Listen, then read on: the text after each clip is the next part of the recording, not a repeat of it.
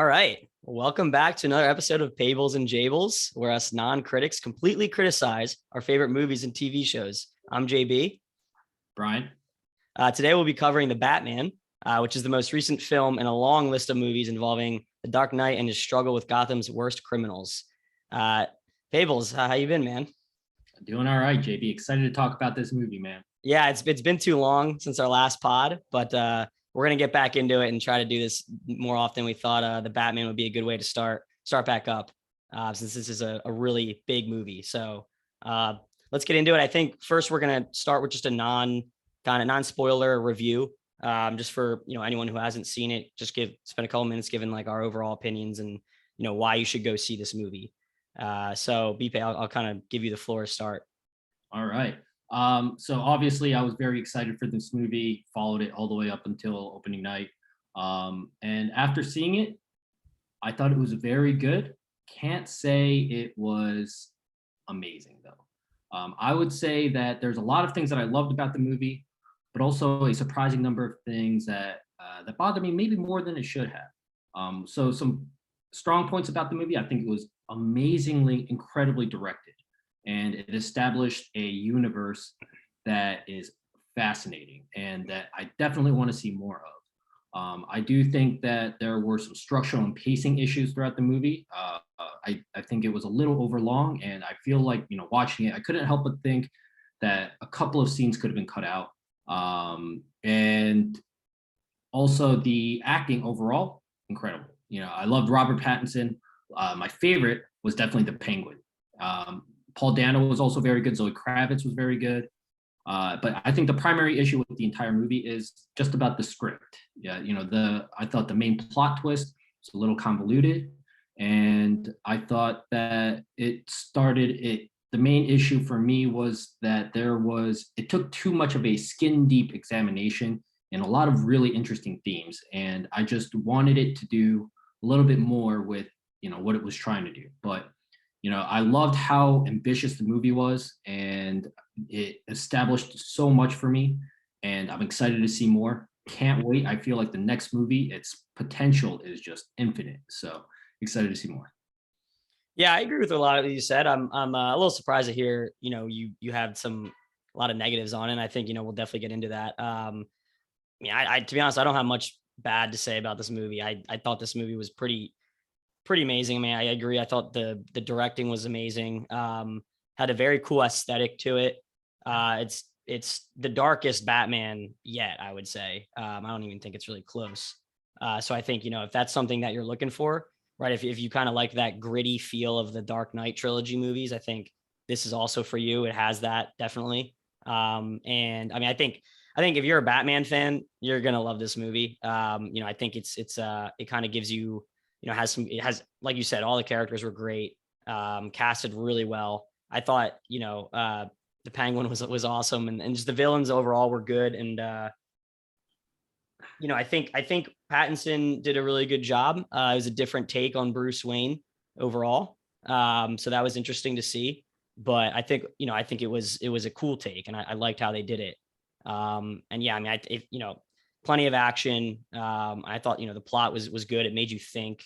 It was intricate for sure, maybe a little too much at times. Like, I thought they were trying to do a little too much with this movie. Like they fit a lot into, and it was very long. It's a 3-hour movie, so be ready for that if you haven't seen it yet. But I thought they tried to fit a lot in. But overall, I mean, I think the public, consensus on this movie is pretty good. It has a pretty good score overall, and I think it deserves it. So yeah, I mean, if you haven't seen it yet, definitely go check it out. See it in theaters while it's in theaters. It's definitely one of those movies to see on the big screen. But yeah, I think we can get into it. So just spoiler warning, we're going to get into spoilers. So if you haven't seen it yet, drop off, go see it, and come back and check out the podcast. All right. Going into spoilers. So Bipe, my first question to you, what did you think of this iteration of Bruce Wayne?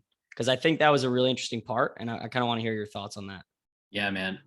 So I loved what Matt Reeves was trying to do, right? And so this is supposed to be a very troubled Bruce Wayne who never really got over the death of his parents. And every time he goes out as dressed as Batman, that's the only time he feels comfortable.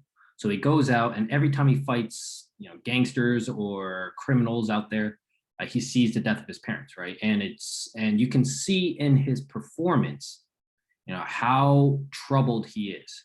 He has the gaunt face, his wary gaze, and his facial expressions, and you can really see that the guy's working through a lot of issues. And I thought Robert Pattinson absolutely killed it. But again, the issues that I start to have is that's really the only time that we see that he's actually troubled. Right? We have a lot of characters out there, that call him a recluse. We have the mayoral candidate that comes in and says that his parents were known for philanthropy, but he hasn't done anything, right? And that's really the only time that we see that this Bruce Wayne does indeed have a lot of issues. And I just wish that we saw more of that. Before the movie came out, I read that there was supposed to be a scene where Bruce comes back from patrol, and as Batman, he comes back from patrol and he's bleeding and he's bruised and he clearly needs medical attention. Despite Alfred's insistence, he immediately ignores any medical attention and he just starts working out and starts training.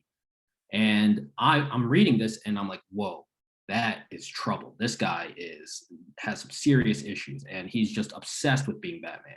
And I was really hoping to see that scene in this movie. And I don't know what happened or whether it got cut or maybe it just they never really filmed that scene.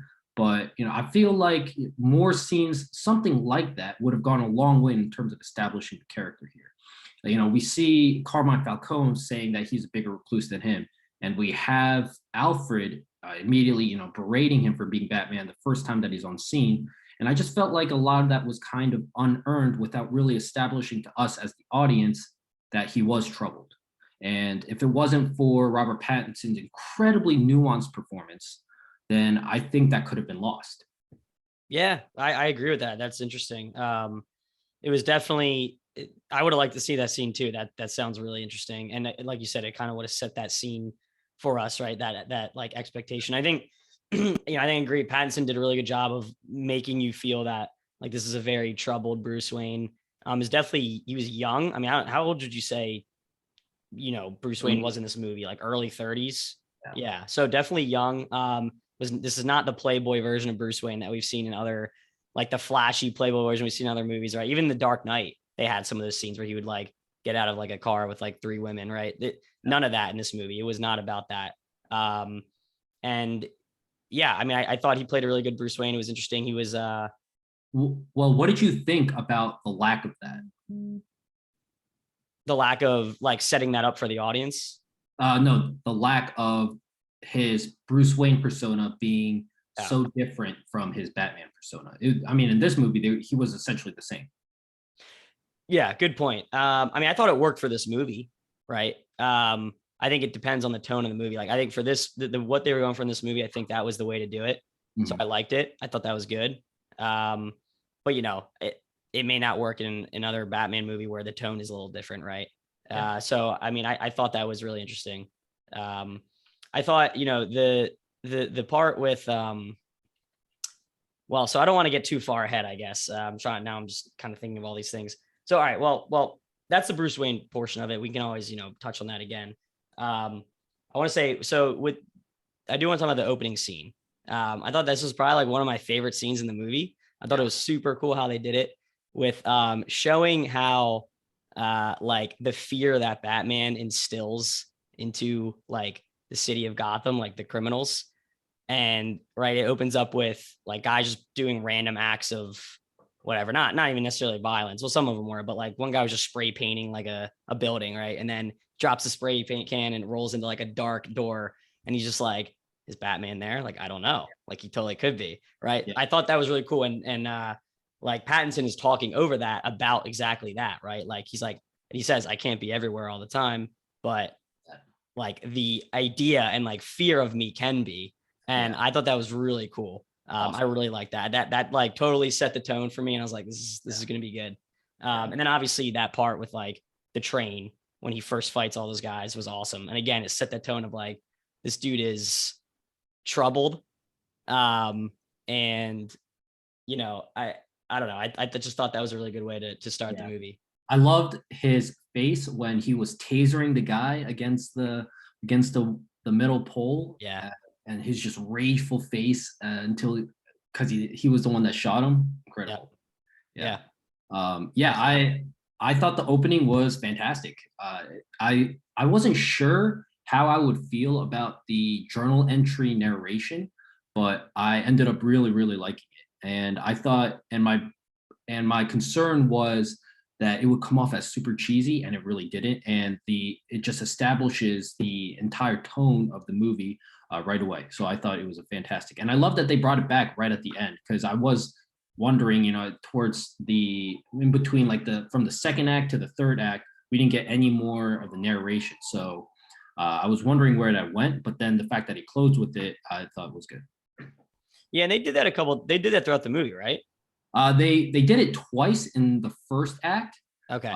And then the next time that we saw it was in the final third act. By the way, I really loved his character arc there, because in that first opening act, when he fights all those mobsters and he's helping to save the guy that's getting jumped, right? And that scene is done it's dark and it's raining, and when he saves the guy ends up running away.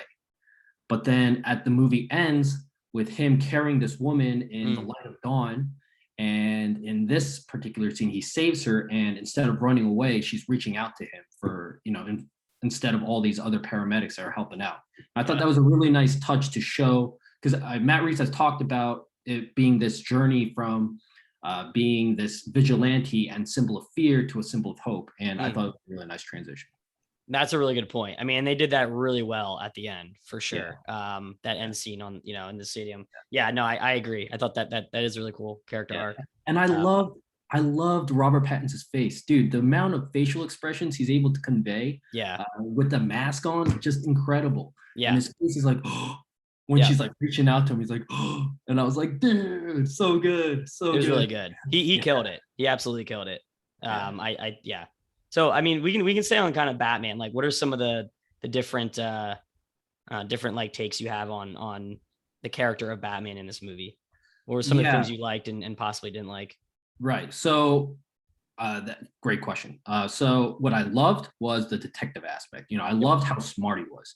We first see Batman being introduced, and he's able to immediately deduce the guy's thumb. He calls it a very medical term, and he's able to deduce right away the guy was still alive when they cut it off. And I thought that was a perfect way to establish, how intellectually brilliant Batman is. Right. What I didn't really like, though, was that obviously he's a very powerful fighter. But for me, Batman is always that blend of power, but also stealth. And I feel like in this movie, we lost, this is a personal preference of mine. So, this isn't, not everybody's going to feel this way. But what I loved about Batman in general is, his ability to come and go anywhere as he pleases, right? And in this movie, he's always using the front door. He goes to the club and he knocks on the front door, and he pretty much barges his way in. And I missed the stealth portion of the movie because he's also, he really needs the bulletproof armor in this movie. He'd be dead. Oh, that was going to be one of my, dude, he probably should have died like a couple of times in this movie. Especially at the end where like the guy just shoots a shotgun right into his like abdomen from like 2 feet away. I'm like, I don't know what kind of armor you have, but like, dude, that's no, I agree. I mean, it was definitely more of like a brute force Batman, not like a stealthy, like take you out in like the shadows, right? It's just like, I have armor, you're gonna shoot me, and I'm just gonna come at you and like just beat the shit out of you. I just don't care. And I ended up missing that stealth portion that we got from the Nolan trilogy. But at the same time, I know that it's supposed to be a very unpolished Batman, right? So he doesn't have the super clean execution that Christian Bale's Batman had, right? Where he's setting 2 minutes and 30 seconds when he when he goes to get Lau in Hong Kong, and he's able to do it in the exact period of time that he had set himself for. Yeah. He doesn't have that kind of execution here, even when he's escaping from the GCPD. And I think I did really like that take of Batman, because he is supposed to be younger. He's not as experienced. So I just hope that we end up seeing, a more polished version later down the road. Yeah. No, I agree. I think they did that on obviously they did it on purpose, but I think obviously compared to the Dark Knight Batman, right? This was definitely a younger Batman, like you said. So I got the feeling he was kind of just starting out in a way, right? I mean, and he was known around the city, and they had the bat light and stuff, the symbol, right? So it's not like he was, just kind of being discovered. But he would definitely was even and I thought they did a good job even showing the Bat Cave. It was nothing really to write home about, right? When in the Dark Knight trilogy, they show 3 different spots where a Batman has crazy, that one room where it's all lights, and then just the the armor comes up, and then they're doing the bullet analysis and stuff. They didn't show any of that in this movie, right? It was very dreary kind of old Bat Cave. So I think that was cool. I think they definitely did it on purpose, because I agree. I think they're trying to set up a franchise here, obviously, with this iteration. I did really like that part where, because you're watching the Nolan movies and you're thinking to yourself, he definitely hired some people to do this. There's no way that Christian Bale's Batman did all of this by himself. But you see Robert Pattinson's Batman, and you really do believe that. He finds this deserted subway station, and he turns it into his own, and none of it is perfect. Even the Batmobile, you look at it and you really feel like some guy who's very passionate about cars just worked on this car and turned it into this absolute beast of a machine, right? Yeah, that was gonna be my next lead in the Batmobile. What did you think of that? I thought it was really cool. I liked how they did it. It was basically just like a Dodge Charger. I don't know exactly what the car was. Just like a pimped out Dodge Charger with pimped out post-apocalyptic. Yes. Yeah, it had Max Fury version. Exactly. Yep. It had some Fury Road vibes to it. I thought that was really cool, and how they introduced it too was awesome. That might have been my favorite scene of the whole movie. Is that Batmobile chase? Yeah. I think that's a pretty good segue to the directing of the movie. Again, I think this movie was spectacularly directed. There's just he had talked about wanting to take this Batman and try to make us believe that he belongs in this world, and he absolutely does. There's 3 scenes that really stick out to me about how he uses the camera to really immerse us into this world and feel like this is a real dude, in a bat suit. And the 3 scenes are the Batmobile chase, the part where he jumps off the GCPD building.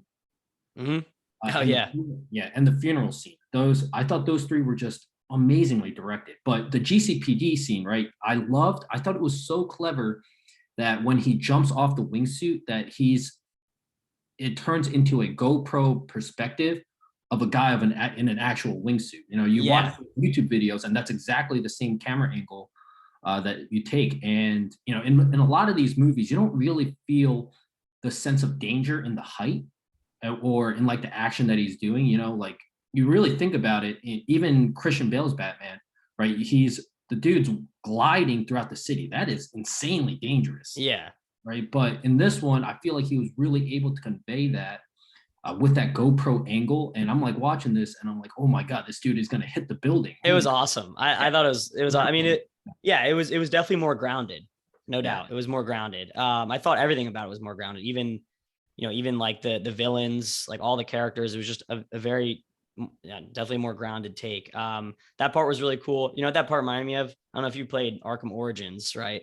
But you escape the GCTV, and I thought that was really cool. That's exactly what I thought of when he was doing that. I thought I was just gonna say, I thought the wingsuit was really cool. I always thought the Batman gliding, it looks cool, but I always thought it was kind of ridiculous. He just has a cape, and that allows him to essentially fly, right?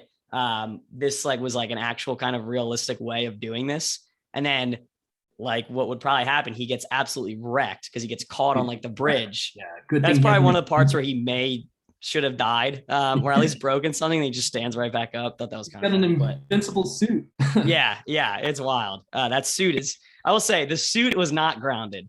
That was like one of the crazier Batman suits we've seen. I mean, that took like thousands of bullets within like a yeah. And then he's just wearing well, it seemed like they might be bulletproof, but it seemed like he was wearing like regular military pants, you know, and Yeah. they're just all shooting from the belt up. And I was like, Yeah, I know. He also took an explosion from like a foot away, the funeral scene. So that was again, I was like, you probably should have died there. You know what I mean? But what are you gonna do? He's Batman. Yeah.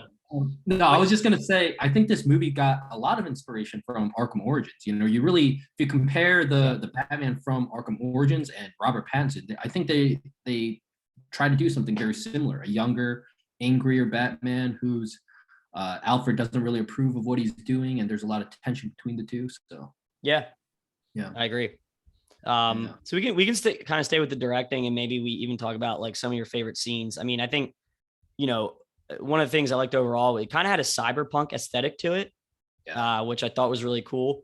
You know, like neon lights, and I mean, it was like raining the entire movie, right? But I like that part of it. I mean, that's kind of that's kind of how I want to see Batman like do his thing, right? And I mean, obviously, you have to have a club scene in a Batman movie, so they did that one pretty well as well. Yeah, I thought that was cool. And then, yeah, I mean, just some of the shots were amazing. Like, I just thought it was shot so well. And like just some like symbolic, like the car chase with Penguin was really shot really well. So sometimes I think it's really hard to see like what's happening in a car chase because everything's just like close up. I think they had a good balance of that. And then also like, so you can like see like actually what's happening. Right. So I think they did a good balance of that. You know, in the Dark Knight trilogy, like Batmobile scenes. I mean, they did show, you know, they had some good scenes where like you see kind of like what he's doing in the Batmobile, but a lot of it was just like showing him in the Batmobile, right? Like his face. So it's kind of hard to see like what's actually happening.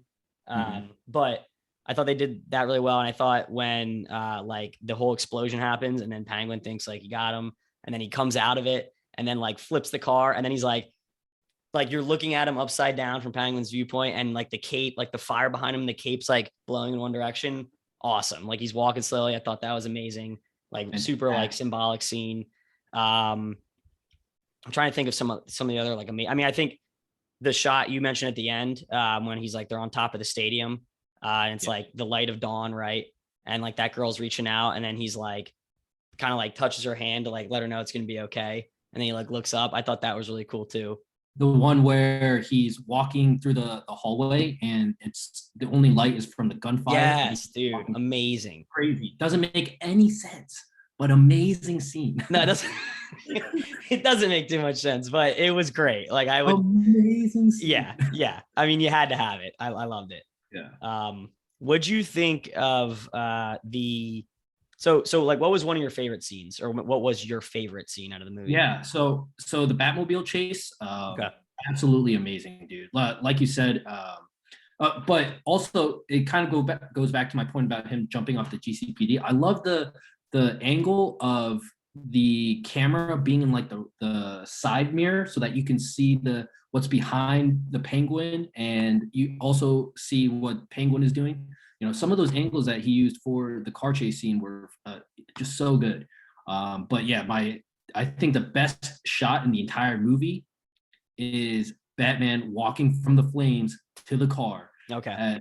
The shot is upside down, and I think that scene is just going to be iconic for a long time. Yeah. It's like it's a poster scene, right? Like something that you would like put on a poster, right? And like that would be the scene. Yeah. I agree. And Penguin's just watching the feet and his boots just slowly walking over, and then Batman like peering into frame and through the car window. So sick, dude. So good. I think. Oh, go ahead. No, I was just gonna say that I think overall, I think the funeral scene was also really well directed. Yeah.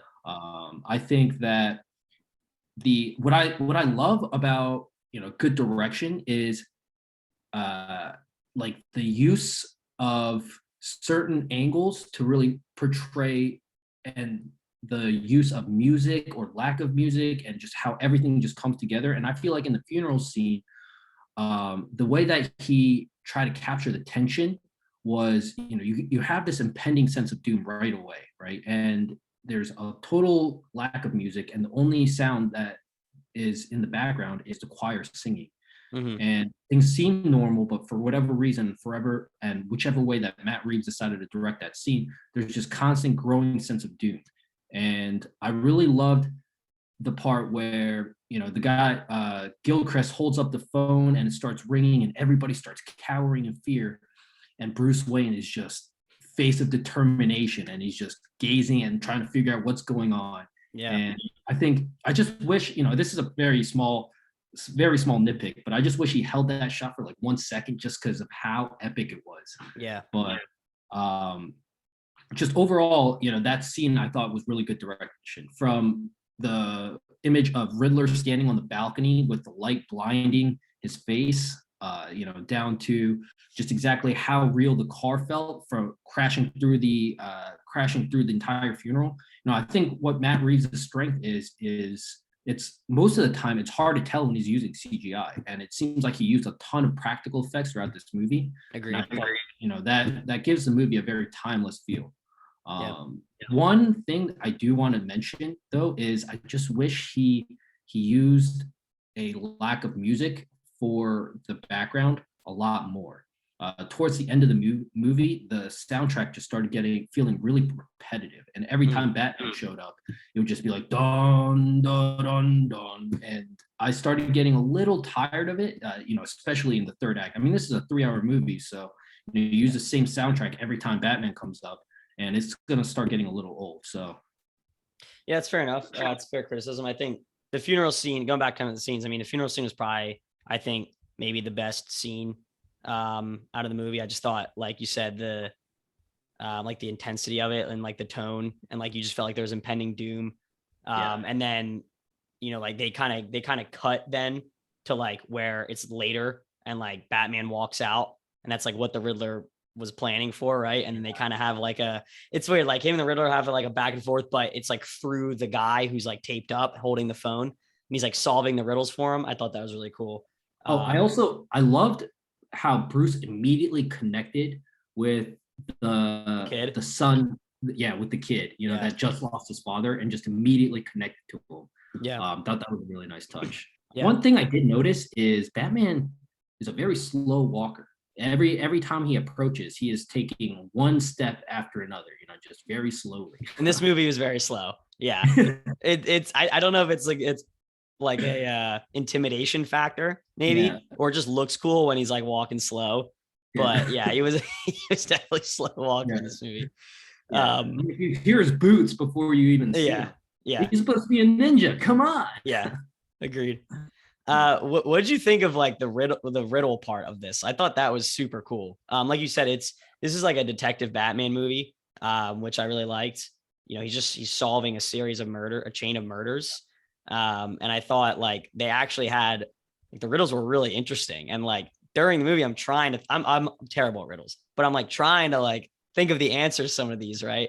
And I just thought that was really, really interesting how they did it.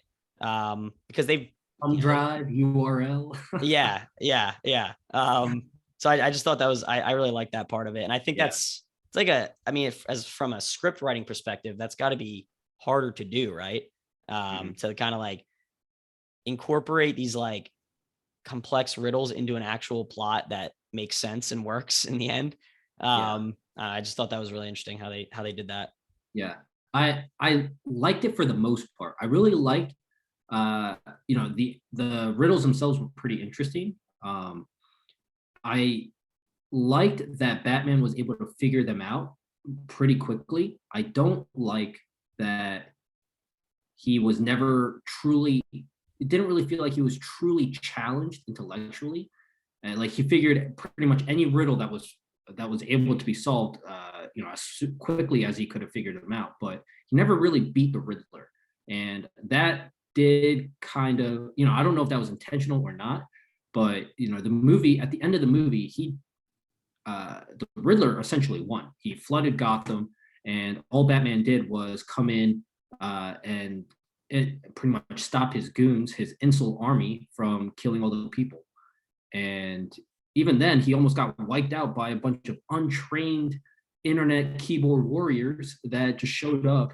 So, but I really liked the detective aspect. I loved what he was trying to do, and I loved the brotherhood between him and Jim Gordon. Yeah. I thought that was by far the best relationship, including him and Catwoman. You know, we'll Yeah. talk about that later. I don't know if that really worked, but him and Jim Gordon's relationship was by far the best in the movie. Yeah. Even when he wakes up from the explosion and he's like trying to fight all the cops, I love that little moment when Jim Gordon stops him and Batman's like, "You too now," and you really feel the small sense of betrayal that in his voice, and I thought it was so good. I totally agree. I mean, Jeffrey Wright as It was so good. Jim Gordon was amazing. Like I was maybe a little skeptical going in, but like he was one of the best characters. It was awesome. Yeah, no, I agree. That relationship was really, really great. You brought up the relationship between him and Catwoman. What did you not like that as much, or what was your? I liked it for the most part, but the kiss did not work for me. You know, when they kissed, I thought it was a little abrupt, and for me, you know, in the comics, the Batman and Catwoman relationship always worked at its best as sexual tension. And when they kissed, I was like, I don't know if I like that. And then he's fighting Riddler's army, and he gets knocked out, and she kisses him again. And I'm like, and then by the end of the movie, when they're saying their goodbyes and they're about to kiss and they don't, my reaction is like, why not? Why not? Yeah, you already kissed twice. Just kiss goodbye, you know. And I thought it would have just worked a lot better if they had never kissed. And then, you know, that the farewell, it would have added a little bit more weight to that farewell as more of a what could have been, rather than like what was for like 2 days, you know. So Yeah. But I thought Zoe Kravitz was Catwoman. She essentially was Catwoman. And I think with a stronger script, she could have been maybe the best Catwoman. But I just don't know if the script was really there to really establish that relationship between Batman and Catwoman that felt very earned and established. And it just felt a little rushed and out of place. That's fair. Yeah, that's fair. I mean, I don't have much to say on the kiss. I thought it was, you know, it was fine. It was kind of like I don't know. The fans wanted to see it, so he gave it to him. You know what I mean? That was probably the biggest eye roll moment for me. Fair enough. Yeah. But I mean, yeah, I agree. I thought she was amazing. Honestly, I thought this iteration of Catwoman was better than the Dark Knight Returns one. Dark Knight Rises. Dark Knight Rises. Yeah. I just think like she was a better Catwoman. And I liked her role in this, which was like he was using her, which I thought was interesting, like in the beginning. Like especially when she's in the club, right? And she has those like contact. What's so cool, by the way, those contacts, like the video contacts, and it's like IDing the different people. I thought that was really cool. But he was like using her at first, and then, you know, he kind of obviously he got a soft spot for her, and like, yeah, I did like though that Anne Hathaway's Catwoman,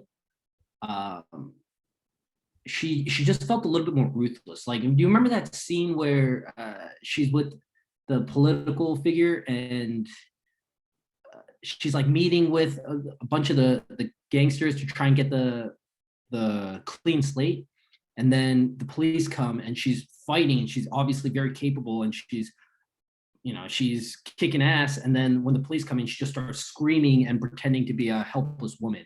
Mm-hmm. And remember that? Yeah, and I thought that was a really interesting take on the character, and it made her feel a lot more calculating and much more of a anti-hero in a sense than Zoe Kravitz's Catwoman did. Zoe Kravitz, I think my issue with a lot of how the characters were written is, you know, because they were trying to do so much with the movie, a lot of the characters ended up feeling a little bit one-dimensional to me, and I just wish that there was a little bit more time.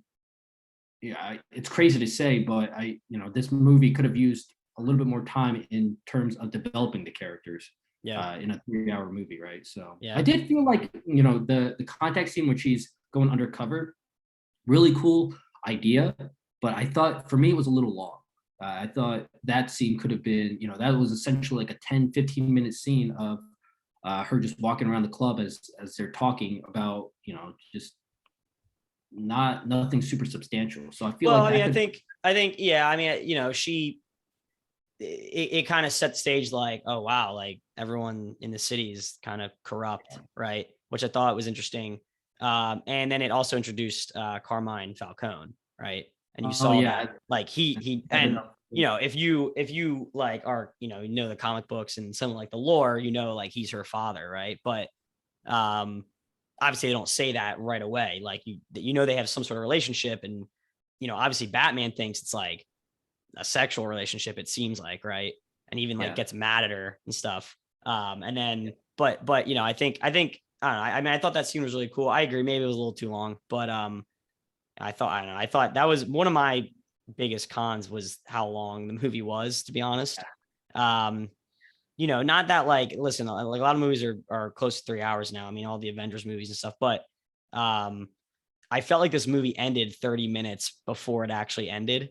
Like they caught the Riddler and there was another 45 minutes. And I was like, all right, well, listen, I mean, I'm really enjoying it. And the end was really, I thought the end part was cool with like the flood and the, like, yeah. those internet warriors, him fighting those guys. But I think they tried to do too much and they made it 3 hours. And I think that hurt him a little bit.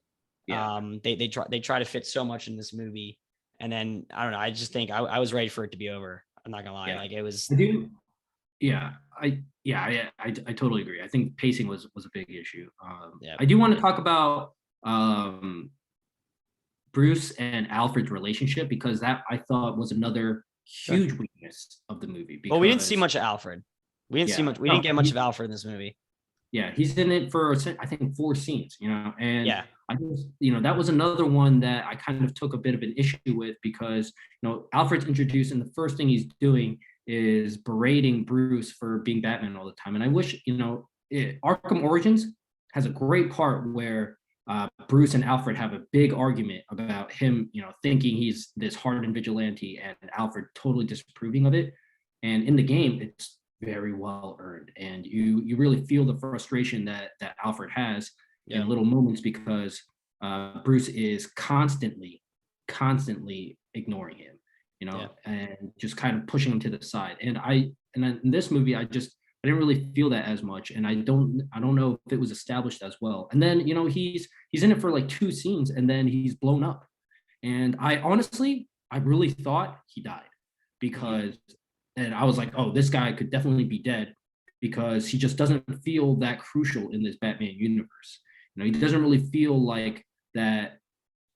Like Alfred's always supposed to be essentially Batman's Batman.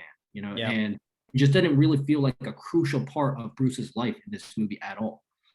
So I really thought he could have died, but then he wakes up and the first thing he hears is Alfred, you lied to me. And I was like, what? You just woke up from a coma. Yeah. Batman was a dick to Alfred in this movie, no doubt. Yeah. I mean, I think Alfred's biggest contribution was kind of telling him the truth of, Thomas Wayne, right, and what happened with the reporter and his wife. I think that's really his biggest contribution. I agree. I mean, I think that was one of the weaker characters. Like when I saw Andy Serkis as Alfred, I was really excited because Andy Serkis did a great job, right? But yeah, he just wasn't in it a lot. But again, I think that goes back to like they were trying to do too much. They had a lot of really big characters. Like they focus more on Batman's relationship with Catwoman and Gordon versus his relationship with Alfred, right? And I'm okay with that. I mean, we've seen, Alfred was a huge part in the Dark Knight trilogy, right? And they showed a lot of that, which is great. But I don't know. Yeah, I just think again they just try to do a lot, and that was one of the things they just didn't really hit on. But yeah, it also bothered me a little more than it probably should that he was not the guy in the chair in this movie. Like he just completely detached from Bruce being Batman, and then he just helps him with essentially what's a crossword puzzle. Other than that, he's not involved at all. And then I'm nitpicking now, but I do think that plot twist of Thomas Wayne, I thought that was a little convoluted. Essentially, it was like he goes to Carmine, Falcone tells him one thing, he goes and he interrogates Alfred. Alfred tells him another thing, and Bruce goes from he's like, oh, I believe this guy. Oh no, now I believe this guy. And I just thought it was a little wishy washy and a bit convoluted, and I don't know if that part worked for me either. But I did really like the idea of Thomas Wayne, being the Thomas Wayne that everybody thinks he is. That just made a single terrible mistake, trying to help his family. And I thought, that theme of gray morality, it goes back to that conversation that Batman and Catwoman have about, her trying to do the right thing and being Carmine's daughter, but him just expecting the worst out of her because he sees her as a criminal, and him switching over from this black and white view, and Thomas Wayne being the obvious climax of that. I thought that was a really cool, really nice touch and a really good arc for Batman to have, and thought that was a pretty interesting take. Yeah, and I agree. So that Thomas Wayne thing, is that from the comics, or did they make that up for this movie? Do you know? No, it is not from the comics.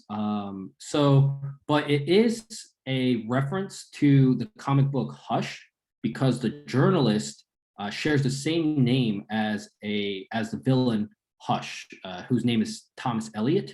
And the journalist that essentially uncovered that Bruce's mom was in Arkham Asylum, his name was something else Elliot. And so that's definitely a reference, but from the comic books that I have read, which have been the core, so it might be in like a different like Elseworld story, but to my knowledge, she has never been in Arkham Asylum, and Thomas Wayne has not had anybody killed. So that's a new interpretation. Okay. Yeah. I thought that was interesting when they did that. I wasn't sure if that was like comic book lore, or if they just kind of made that up. So I mean, I thought that was the plot twist, right, of the movie. And I thought it was a good one. I thought it was cool. I thought when he was targeting, when the Riddler was like targeting all these, like high up figures, like these corrupt figures, you kind of had the feeling he was going to go after Bruce Wayne, but I wasn't totally sure. And in the end, they didn't really go after, he went after Thomas Wayne through his son, right? Which seemed unfair, but I thought it was an interesting plot line. So kind of like sticking with that, what did you think of the relationship between Riddler and Batman? Like, I guess one of the big questions I had, and I still don't really know the answer to this, is like, what did the Riddler want out of Batman? He seemed like he was just kind of playing a game with Batman, right? And then, in the end, in the jail scene, which is, again, one of the really good scenes of the movie, when him and Batman are talking in the jail, he was like, we did it, we got him, right? So it's almost like he felt like, in a way, he like knew how Batman was going to like react to these murders and like how he was going to be involved. And he feels like Batman almost like, I don't know, helped him like unmask all these corrupt people. And that was my take on it. I'm curious to hear what you have to say about that. Yeah, no, I agree. I think he saw Batman as an accomplice. And he was using the letters to try to send him messages, and trying to let him know like exactly what his next plan was. But then he was crushed when he realizes that Batman's not like that. I did really like the way that Matt Reeves makes it seem like Riddler knows who Batman is. Yes. Yeah. But then I loved how Batman couldn't look Riddler in the eyes. Yep. Like he was like when he just felt so exposed and he couldn't even look him in the eye, and he's like looking at the ground. And then when he realizes that Riddler doesn't know, his confidence is immediately restored. Yep. And he starts acting like Batman again, and he starts talking to him like, with confidence and whatnot. And I thought it was so good. And like the way that like Pattinson reacted, like told you that like, oh, he doesn't know he's Batman. Like, because he even said, he's like, but we didn't get him. We didn't get Bruce Wayne. That's okay. Like, and then you're like, oh, wait, does he not know? And then the way that like he looks up and he's like, oh shit, he doesn't know. I'm A like, relief. yeah. And that said it all. And I was like, okay, that they're telling you right now, like, yeah, he doesn't know who Yeah. he is. Right. Just the look of relief on his face that he is Yeah. able to convey through this mask. So good. Really good. Really Yeah. good. Yeah. That was amazing. Yeah. Yeah. But yeah, I thought, I do want to touch on that one more time, just because, like in this one, he's essentially, he's only comfortable in the skin of Batman. And he just doesn't like being Bruce Wayne at all. So in the face of exposure like that, he's not just like, he's not feeling exposed. He's feeling, you can like kind of ashamed of what he's, now that he's being put into the spotlight, and just the nuance of his performances like that, without making it seem over the top, or just like he's trying to do too much, is just so much credit given to Robert Pattinson. Yeah, no, I completely agree. They did kind of steal the like when they were showing the videos of the Riddler like killing people, right? And it was like the close-up videos. Totally from Dark Knight, yeah, with the Joker, right? Oh yeah. But it's an effective way of like, it's an effective scene. It's an effective way of like really setting that like gravitas, right? But totally stole it. But whatever. I mean, what are you gonna do? Yeah. I was even watching that, and I was like thinking like, oh, Matt Reeves probably let Paul Dano direct that whole thing too, because Heath Ledger directed those little homemade videos. Oh, I didn't know that. Give him full autonomy to do whatever he wanted with those homemade videos. And I was like watching, and he probably did the same thing with Paul Dano. I did not know that. That's really interesting. Yeah, probably. Yeah. But I mean, good artists create, right? Great artists steal, right? So I mean, it works. Why not use it in your movie? What else do you want to talk about? I mean, I think, we're kind of hitting like the 45-minute mark, I think. So we can, talk about some, I don't know, maybe, well, so I guess, one of the big things, like what was this movie trying to say? I mean, I think the biggest thing was just like the corruption of the powerful and the elite, right? Which is obviously very prevalent, especially in today's society, especially just the last couple of years, right? But I thought that was kind of the biggest thing it was trying to say, that, and also like you touched on it, like kind of like the gray morality, right? Like no one is perfect, and these public figures are not who they are, like to the public, like they're not who they seem, right? I mean, everyone, I think with the Thomas Wayne thing too, what they're trying to say is like, you don't get to this like position in society without possibly doing some bad things or some questionable things, or like fucking some people over, right? And I think that's totally true. I mean, like the billionaires in today's world, like they don't get that way without screwing over other people, right? And that's just kind of how it goes. So I mean, I thought that was kind of like the biggest message from this. I think overall I loved how corrupt the city actually felt, and I loved the things that this movie did really well is bringing Gotham to life and making it feel so gothic and so unique. And I think the main point that it was trying to convey to the audience was, like you said, the gray morality. Yeah. And if you really look at the movie, nobody is perfect. Batman's not perfect. He might be the least perfect. Yeah. And nobody is fully bad. Like Carmine Falcone has people that he cares about, right? And even the Riddler, right? You see two sides of the Riddler. You see Riddler acting as a serial killer, and then you see him, lose that mask of his, and him talking to his followers in a very genuine tone, as if he's trying to, he wants to do the right thing, and he's trying to do what he believes is right. Mm-hmm. And I really love that. I think that's my favorite theme of the movie. And I think it's probably the theme that it handled the best of the movie. Yeah. But yeah, I think, just overall thoughts about the movie. Again, I have a ton of criticisms about it, obviously, but I loved what it was trying to do. And I would say none of its mistakes or criticism that I had were egregious, right? Mm-hmm. And I think what it does do really well, it absolutely crushes and knocks out of the park. And, like Batman v Superman, did some egregious things with the character, right? Like taking, killing a bunch of people and just doing things that would be very, uncharacteristic of Batman. Yeah. and in this one, Matt Reeves has obviously so much passion, so much love for the character, and you can really see that. Yeah. And the criticisms that I have are all personal preferences. If this is a Batman that's not a ninja, this is one that was purely trained by Alfred, I can totally live with that. I can totally live with that as long as he captures the core. And it seems like he really has a good understanding of who Batman really is. Yeah. And therefore, I'm excited to see more. My only concern is I hope he is able to come up with a stronger script, a little bit more airtight. And I think the biggest strength with the Dark Knight in particular of the Dark Knight trilogy is how great the script was.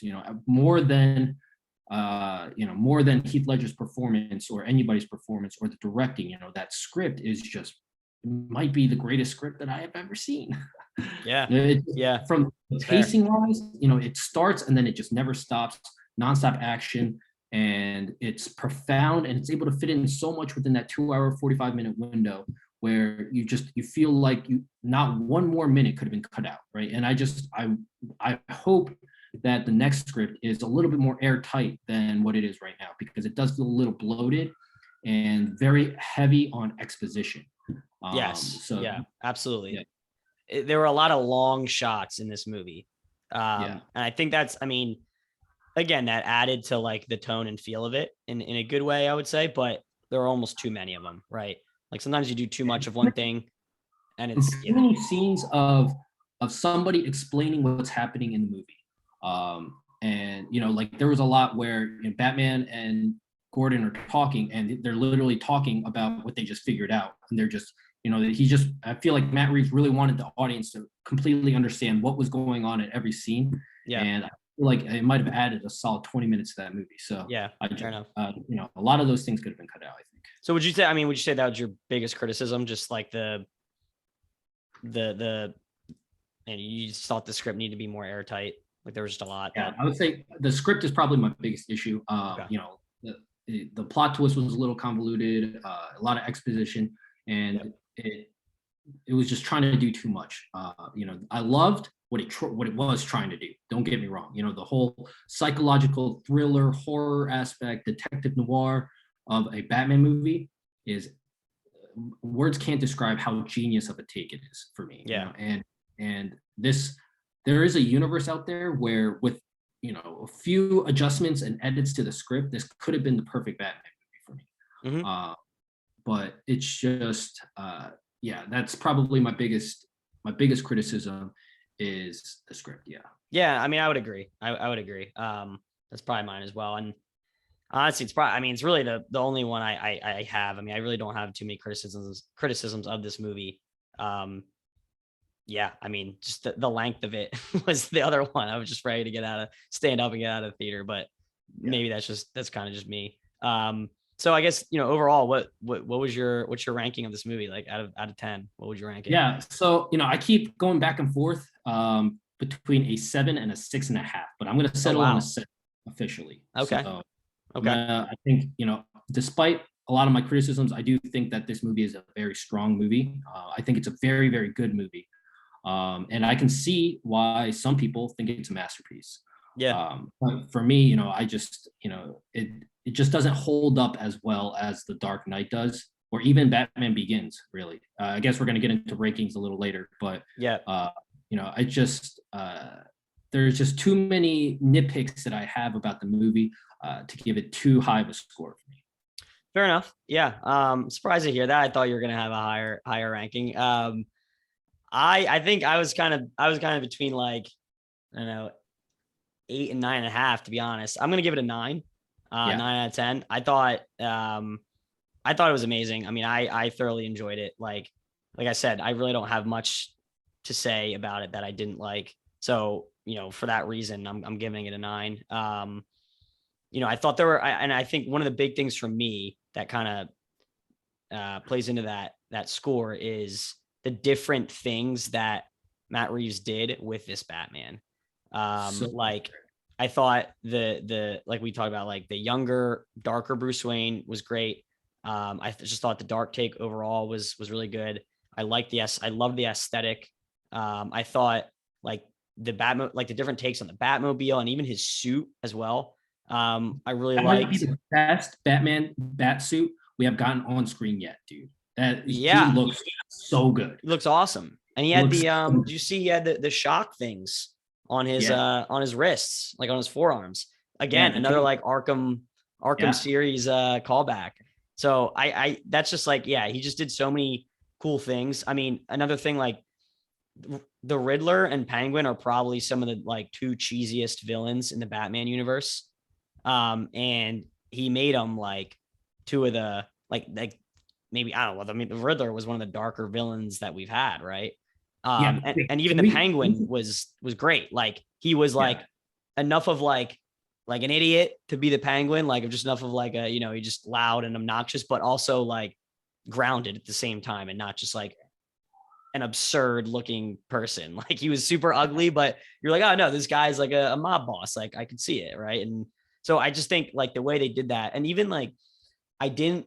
So at first, when I left the movie, I was like, I didn't like Catwoman's mask. I thought it was like super, just like, yeah, it was just like it was like just a guy robbing like a convenience store. Like it just covered her nose.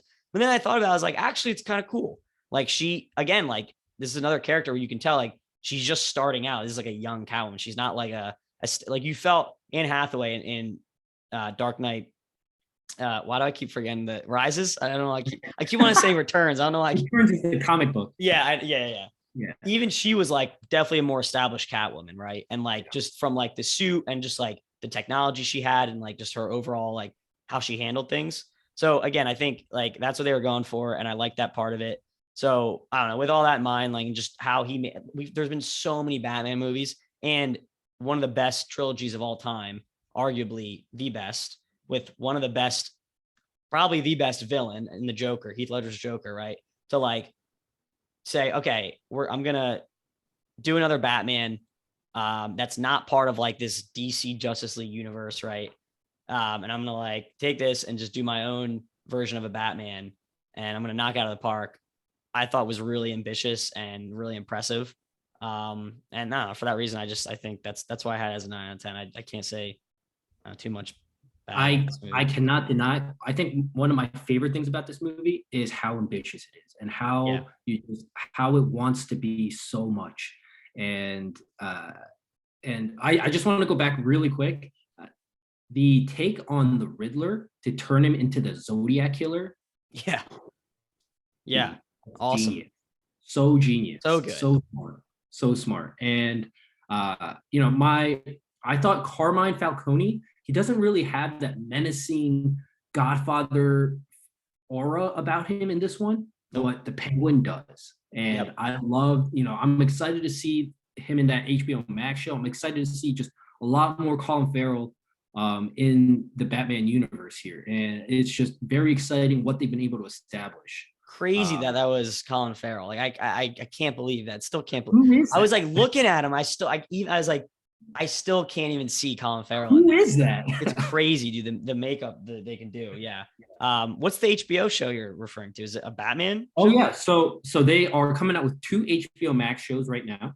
Okay. One is going to be the Penguin, so it's going to follow Oh, what I'm speculating is it's going to follow the Penguin after the incarceration of Carmine Falcone, and then just trying to I think it's going to be about him rising from being Falcone's Falcone's like henchman, right hand guy, and then rising to the top. I think. okay.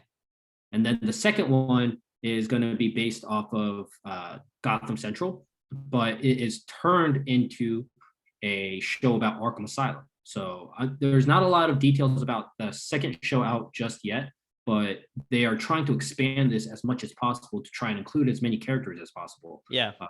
And we already saw the Joker in the cameo there. Oh, Okay. we haven't So even talked about that. we haven't. Oh, we haven't. All right. Look at that. Look at that. Okay.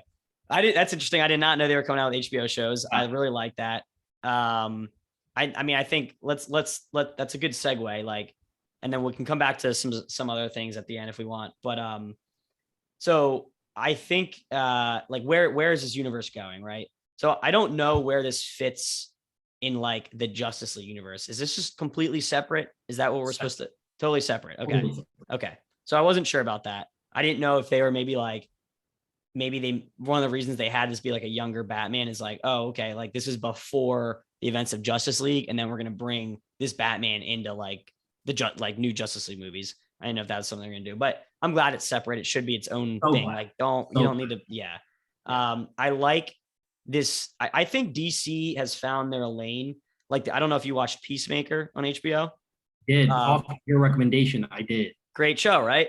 And I think DC has found their lane with like, they tried the Suicide Squad the first time, terrible movie. Then they did the second one, really good. They got James Gunn. It was a weird movie and it was great. And then they did the same thing with Peacemaker. Like, they took a character who wasn't even the main character in that movie, and they did a show about him, and it was awesome. And now, like, looks like they're doing the same thing with HBO. And I think, I'm assuming these Batman shows are going to be darker than Peacemaker, but like, I think this is a good lane for DC to stay in. Like, I would say they failed at what they're not going to do what Marvel did. You just can't do it better, right? Like, they try to like rush into this universe of all these characters, and it flopped in the end. It essentially flopped.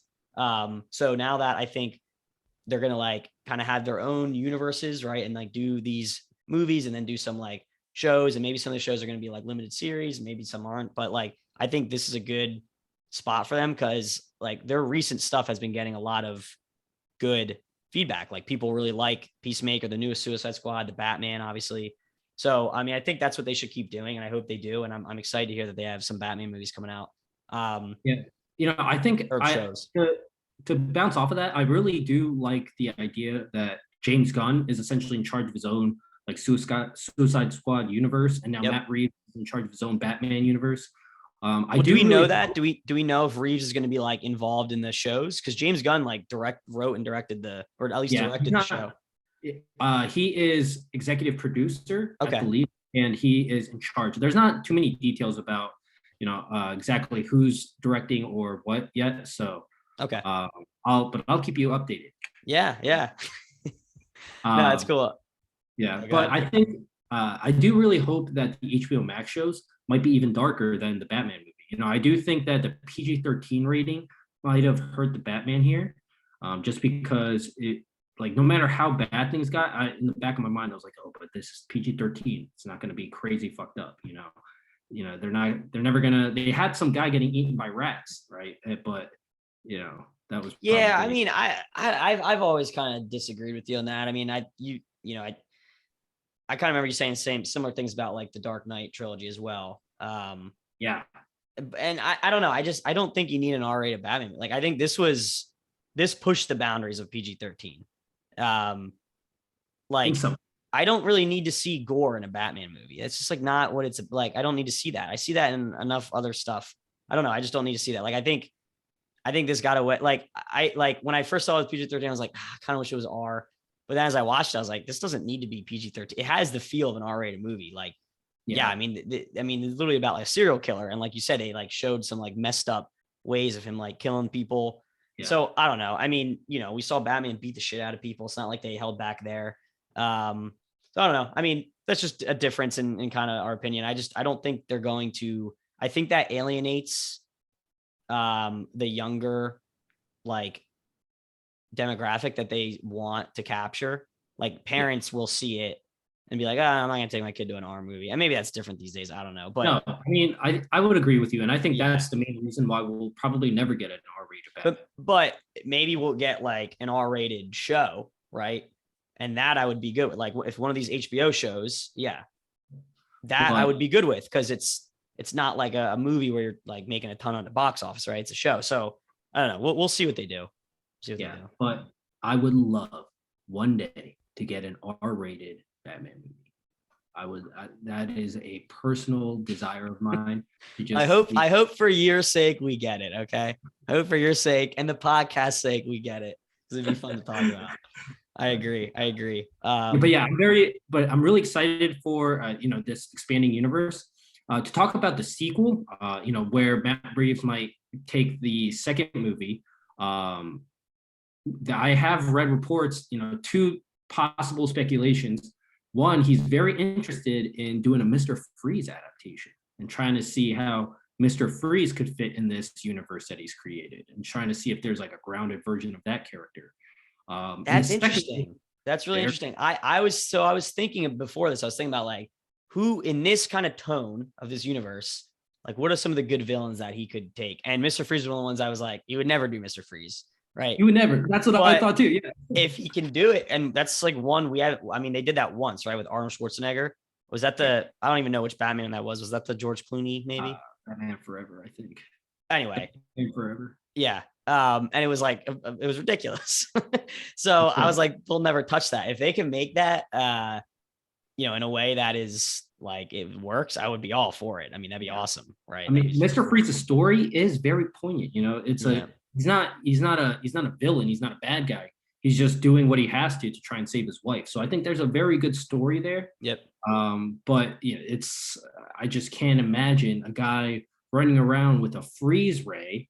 Yeah, well, I don't think he wouldn't do. That's the thing. He wouldn't do it that way, right? I mean, that was like you think of the Riddler, and you think of Jim Carrey like laying on the couch with just like a like a spandex green suit with a bunch of question marks. It's absurd. It's so absurd.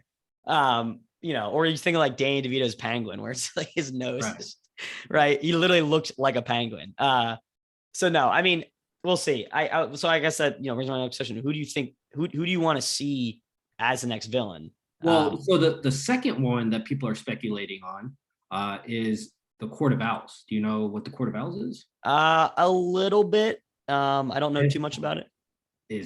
I think this would be a really good segue from this first movie, because the Court of Owls it's a fantastic comic book series. So first of all, I definitely highly recommend that you check it out. Okay. But it is this underground Illuminati of Gothamites that essentially run Gotham, and they just have this, it's this just secret organization that Batman is able to discover, and then it just causes a whole bunch of problems. Oh wow, okay. But is there like a notable villain, or is it more of just like a group that he? It's a group, but the leader of their main fighting force, his name is Talon. Okay. He's like the main leader, but you should check it out. It sounds cool. Yeah, sounds cool. I mean that yeah, I don't know who I'd like to see. I mean, I don't want to see. So okay, so let's talk about that. At the end in the jail, that was the Joker. Are you sure? Like, has that been confirmed? 100%. Has that been confirmed, or are you just like confirmed by you or by like Reeves or like Matt Reeves? Oh, he did. Okay. So there's an interview where Matt Reeves is talking about, apparently there's a deleted scene where Batman and Joker are talking, and Batman is trying to figure out some more information about the Riddler, and it leads to him going to Arkham and talking to Joker. So the takeaway, and there's also an interview where Reeves just talks about what he envisions the character as being, and this Joker is, huge spoilers, but this Joker is supposed to have a symptom where he just can't stop smiling. So no matter what happens, he always has a smile on his face, and it's kind of like what they did in the Joker they just made. Yeah, like he couldn't stop laughing. He always So, but then the actor that they picked for it is Barry Keoghan. I don't know if I'm saying his name right. It might be Keoghan or Barry Keoghan. Okay. Yeah, you'll recognize him if you see him. He was in the Eternals. Yeah. Okay. Yeah. Oh yeah, this guy. Yeah. Okay. Also, he was in Green Knight. I could see this dude being a good Joker. I mean, so how do you feel about? Well, first of all, I'm glad. Oh, Len, there's a thing on here. Is Barry Keoghan the new Joker? I just, how do you feel about that? I mean, well, I'm glad they didn't use that scene, because I did not need another character, especially the Joker, to be in that movie. Like, didn't need that. But how do you feel about I do want to see the scene. Sure, yeah, but like, I mean, how do you feel about another adaptation of the Joker? I mean, yeah. So I do have mixed feelings about it. Obviously we've been getting a ton of Joker, right? We have. Yeah, it's almost a little too much. We have he's going to be the fourth Joker in like the last 10 years. We have Heath Ledger, Jared Leto, which was terrible, which they never did in the first place. I will count that, but it's barely it's barely being counted. Joaquin Phoenix, now we have Barry Keoghan. But I think so it's a lot of Joker. But I do think that no matter how many times it's done, for a Batman universe to feel complete, it needs to have the Joker. The Joker needs to be in the universe if this is going to be an actual Batman universe. It's just, you just can't have Batman without Joker. You can't have Joker without Batman. It's just, he has to be a part of the universe. Fair enough. So I like the way that they do it. And I just, he might be saved for like a third movie or something, maybe another movie down the line. I do think that the next movie might not be the movie to, have him as a main character in, but I would love to see him in like in a very side role, another scene where, I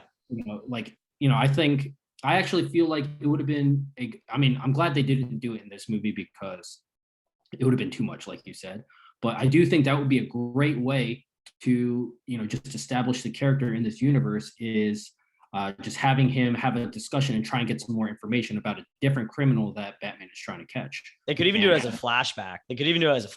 Right, where he goes and he's like asking about the Riddler, right, and then that kind of like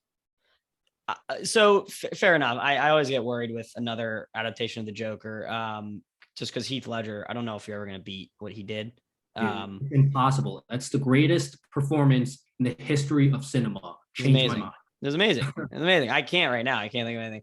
That's a separate podcast. But yeah, like if he's in a role, like I to be honest, I don't want him to be the main character. I've seen it enough. So I'm cool with him being in it. Like I would be cool if he was in it as like the Penguin was in this one. Maybe even like a little more, right? Right. Exactly. That would be awesome because you can do a lot with that. I just don't need him to be the main villain. I want to see new stuff. And I honestly, I truly think Reeves is going to do that.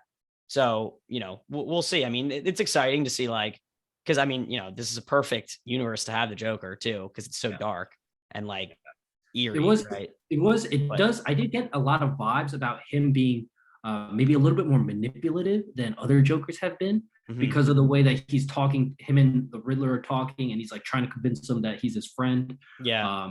I think somebody more dialogue, manipulative based kind of Joker would be an interesting take. But I'm gonna reserve judgment. I did think it was a little goofy, that scene was a little goofy for me, with them finishing with the both laughing, of them laughing, just cackling. It was a little goofy. So I'm gonna reserve judgment because Barry Keoghan is a fantastic actor. Yeah. So we'll see. But yeah. I'm definitely a little worried. I'm not gonna sit here and lie to you.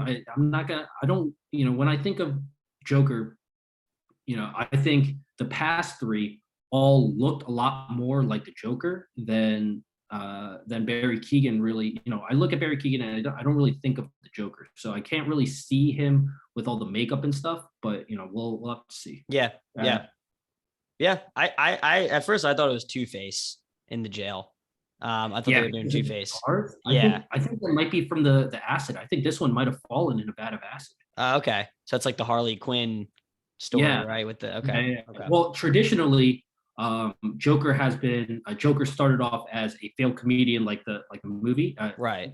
But then he is driven to try and commit this crime for a bunch of people that he got into really terrible things with, and he's doing it. But then Batman chases him into Ace Chemicals, and then he falls into the vat of acid. Okay. Yeah. We'll see. I'm curious to see what they're going to do. I mean, I'm trying to think of like villains I would want to see as the main character for the next. I mean, that Quarter Owl sounds cool. I'm trying to think of like notable villains that people would know that he may go with. I mean, I don't know. I'd rule out Bane. Deathstroke. See, you want a rated R Batman movie? I want a movie with Deathstroke and Batman. I just don't think this is the universe for that. Maybe as again, like a side character, but I don't think he's going to have him be the main guy. But maybe, I don't know. I would love that. But Deathstroke's like not really, he's not like he's more of just like he's like a mercenary, right? Like he's not like yeah. Yeah, but they could. I don't know. I mean, we were supposed to get a Deathstroke movie with Ben Affleck. Yeah. I could see like Deathstroke being like a accomplice of like the main villain, right? So it's like you have some other guy, and then Deathstroke's kind of like his mercenary, and then Batman has to encounter that I would, and I hope he does it. I don't see it. I don't know. I don't see it in this universe, but we'll see. So all right, do you want to well, I don't know. Do you have anything else you want to say about the movie? Any last? No, I think we have covered pretty much everything that Yeah. I wanted to about it. Yeah. Yeah. Same here. One other thing I did want to say, I liked how like he was Batman like most of the movie. Thought that was cool. Like I feel like 65% of the movie he was Batman, not Bruce Wayne. Yeah. I thought that was really cool. Yeah. But anyway, I do hope in the later movies we do see a bit more of a distinction between Bruce Wayne, Batman, and then the public Bruce Wayne.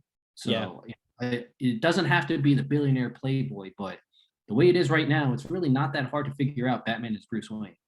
So I think I do hope there's a bit more of a distinction in later movies. I really hope that through this movie he might have figured out that that there are ways to help with his money too. So I think So do you want to rank the movies? So I mean, I'm just doing, so I haven't seen all the old one, like the older ones. I've seen obviously the Dark Knight trilogy, this one, and then obviously I don't even know. I mean, are we counting Dawn of Justice as I guess we'll count it as a Batman movie, but I think we know where that's gonna land in our rankings. Yeah. So are we just doing Batman v Superman, the Dark Knight trilogy then, in terms of our rankings? Yeah. Let's do that. Yeah. So what do you got? What's your I would say I would put it The Dark Knight number 1. Yep. Batman Begins number 2. Yeah. Batman v Superman's the last one, obviously. So dead last, Batman v Superman. And then I'm a little torn, but I think I would still put Dark Knight Rises ahead of the Batman. Okay. So final list would be Dark Knight, Batman Begins, Dark Knight Rises, The Batman, Batman v Superman. But there's a huge gap gap from 4 to 5. Yeah. Fair enough. Okay. So I'll go Dark Knight number 1. I'm gonna do The Batman as 2. I'll go 3 as Dark Knight Rises, 4 as Batman Begins, and then 5 as Dawn of Justice. Interesting. I have a soft spot for Dark Knight Rises. I don't know why. We saw that together, midnight premiere, baby. We did, and it was great. I just thought that movie was like, I don't know. That movie was really epic to me, and I thought like Bane was a really good character, and just like the last like 45 minutes of that movie I thought were amazing. Dude, the conclusion for the entire Dark Knight trilogy, it had to be amazing. Dude, I'll never forget, even though the fight choreography isn't that great, the fight between Batman and Bane, that round 1, so epic. Bro. Well, that one, and then so when he breaks his back, is that what you're talking about? Yeah. So that, and then I just thought at the end when like all the cops are fighting the dudes, and then like him and Bane are fighting, and like I just thought it was just, I don't know. I loved it. He starts breaking Bane's mask, and then he goes berserk on Batman. Yeah, crazy. So that's my list. I was struggling between Dark Knight Rises and The Batman as number 2. I just think this movie like really impressed me, and again, I liked how different it was, so that's why I put it as 2. I need to see it again, obviously, and this made me want to rewatch the trilogy too. And I'm kind of in the mode, I may change the list. Rewatch Batman. Yeah. Well, so and that's. I mean, I again, huge gap between Batman Begins and Dawn of Justice. Like not even close. Batman Begins was a great movie. I don't know. That one's not as like I don't know. I'm surprised to hear you had that as number 2, right? Yeah. So for me, I think Batman Begins was the most Batman movie out of all 3, actually. And I think the only issue with Batman Begins for me is that third act, where I think the whole like water vaporizer thing gets a little goofy, and I don't love the whole like I'm not going to kill you, but I don't have to save you thing either. But I think before that, the first 2 acts are just unbelievable to me. Like the way that it establishes Bruce Wayne as a character And I think it does much more. It just feels like much more of a character study than even the Batman did for me, because it establishes, first of all, how much trouble he has dealing with his parents' death, because he's a Princeton student, first of all, and he comes all the way back to Gotham just for the trial, and he's about to kill the guy who killed his parents. He's about to throw his life away, and then he goes on this insane journey where he becomes a ninja and then comes back to Gotham and starts help healing the city. And I think all the way up to that point is just so good, so good. It's so good. Like the League of Shadows stuff is so cool in that movie. So good, dude. It's awesome. Like for me, like it'll just be a legendary take to turn Batman into a ninja. He before that he was he's always like ninja is like Batman and ninja has always been associated, but him being trained by the League of Shadows was a very fresh take on the Batman character, being trained by Ra's al Ghul. And I just thought it just made so much sense in the Batman lore. For that to be the thing. So then also that first scene where Batman, it's literally a horror movie. Like the gangsters are trying to run away from Batman and trying to kill Batman. You can't even see him, and he's just picking thugs off one by one, and that level of stealth. And I just that kind of Batman is, I actually wish we saw more of that in The Dark Knight. But The Dark Knight's it's as close to a masterpiece of a superhero movie. So it's the best comic book. Yeah, one of the best comic book adaptations we've seen. I also liked how Gotham was portrayed in Batman Begins, because it's a lot more grungier and it's closer to the Gotham City that we have in the Batman. Yep. And in The Dark Knight, it feels like feels like New York City in The Dark Knight. It feels a little more like it's really clean, and it looks like Pittsburgh. And because it was part of it was so so that's just my reasoning. I just think as a Batman movie, did something that blew my mind as a kid. So I agree. But all right, man. Well, I think we've talked ad nauseum at this point on Batman. I think we're at a good place to wrap it up. Yeah, sir. So if thanks for listening, everyone. If you liked the episode, please make sure to like and subscribe to our channel for more content, and comment below for any other movies or shows that you'd like to hear from us. Talk about. We're always looking for new stuff. We're really kind of trying to start this up again. So anything that you want to hear, let us know. Give us a shout. So I think that's it. Right, good talking to you. Yes, sir. And all right, we'll wrap up. All right, guys. Thanks. Bye.